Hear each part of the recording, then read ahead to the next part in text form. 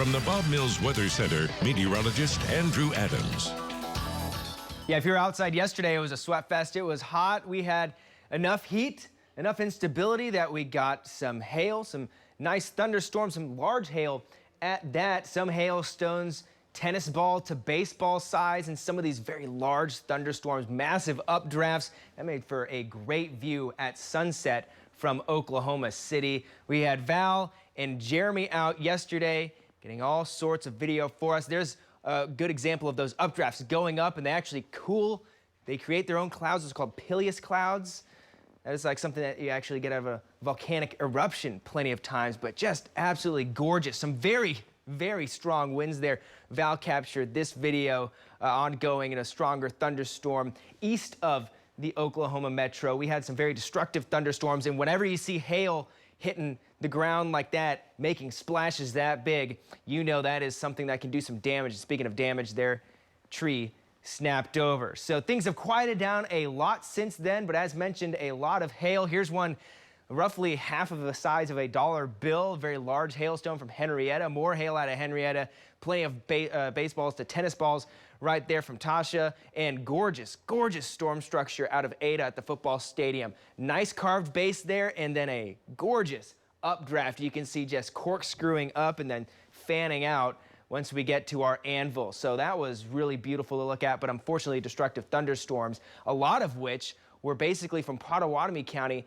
into Hughes County, and you see they kind of just trained along, and with that in mind, with training storms in effect, we got pretty significant rainfall amounts for some communities in Oklahoma that saw the most rain, from just west of Stroud, almost 3 inches, Henrietta to the southeast, 6 to 7.5 radar indicated inches of rainfall. In more of our area, a ½ inch to about 3 inches of rainfall. So some soaking rains east of the metro. Oklahoma City was dry. Oklahoma City may get a little wet here in a few minutes as we're waiting for a few showers to come in from the west. Nothing severe out of this. This is merely just rain, and very light rain at that. The heaviest little pocket just south of Carnegie right now. That'll be moving into or just south of Anadarko. We've got some light sprinkles near Dibble and Payne moving toward I-35.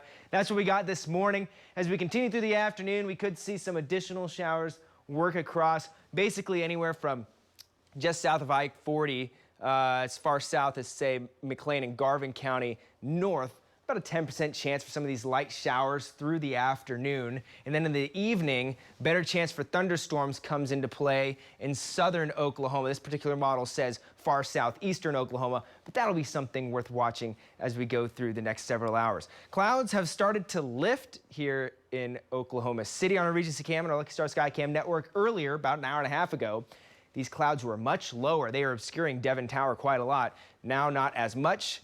Low 70s, upper 60s across central, southern Oklahoma, mid 70s popping up for some, and then 60s up in the Panhandle, a little bit cooler, but a northeast breeze that is going to make things a lot nicer this afternoon. So through this morning, about a 10% chance from western into central Oklahoma. Those little showers will drift across. It'll wet the ground. It's not going to cause very much in terms of any issues, non-severe.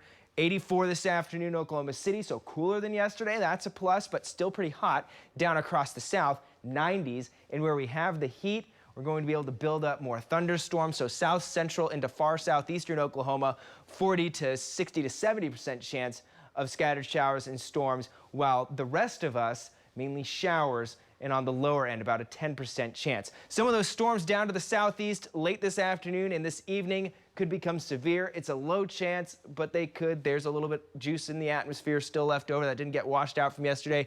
Golf ball size hail, 70-mile-per-hour winds, some flooding concerns, a few tennis ball size hail possible in some of the stronger storms. Overnight tonight, we're back into the 60s, 50s to the northwest, could be in the 40s in the Panhandle, and then more 80s tomorrow and more 80s for the rest of the 9-day, but it looks like we could be flirting with 90 by the time we get to the end of the week. That's all we got for now. News 9 is going to be back right after this.